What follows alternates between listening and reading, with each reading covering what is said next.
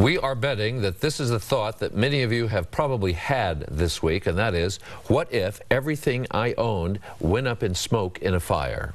You know, or what if there was a tornado, or if it was all stolen? This is not something you can really put off, and many of us do. Yeah. We're all guilty of doing this. So we asked Carole Walker with the Rocky Mountain Insurance Information Association to explain what you can do the day before, the days before, the years before something like this may happen to you.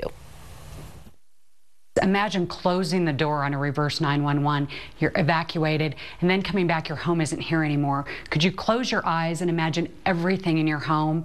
Not very likely. So what you really need to do is inventory every room, walk through room by room. Here we are in the living room, and in the living room, think about, well, you're probably going to remember the chair and the couch. You may even have receipts or credit card receipts, but what you want to do is also look at the little items, your flat screen TV, your pictures on the wall, artwork.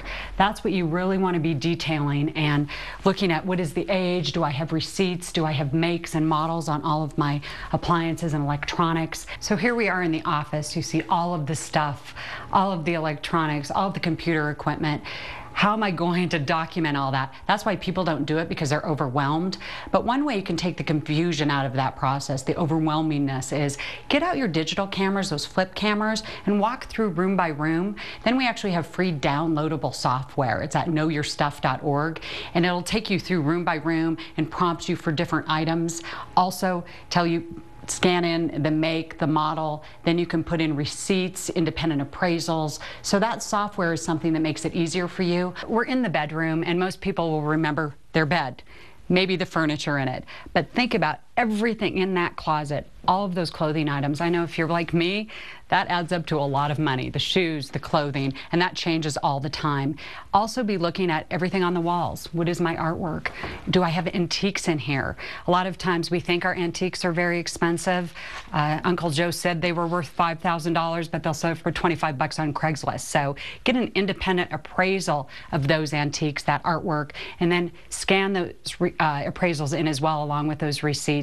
And those are also going to give you value verification when you do need to use that in the worst case scenario, when you have to file a claim and you've lost all of them.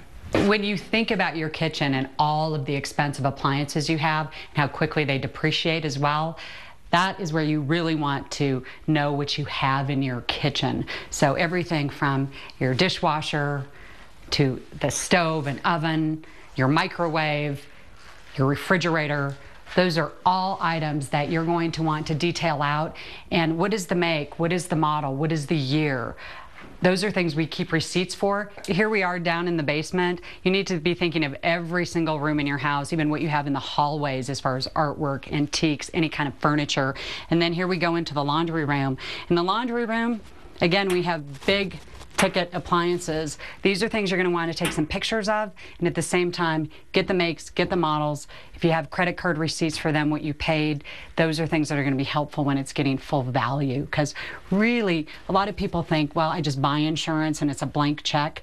But if you do lose everything to a fire or other disaster, your insurance company is going to need proof of loss documentation for all of those items. Yeah, anytime you can smell the smoke in Denver, see those flames on television, it is a teachable moment. People start thinking about, it could happen to me. Maybe not a forest fire burning down my home, but anything else. What if a tornado hit?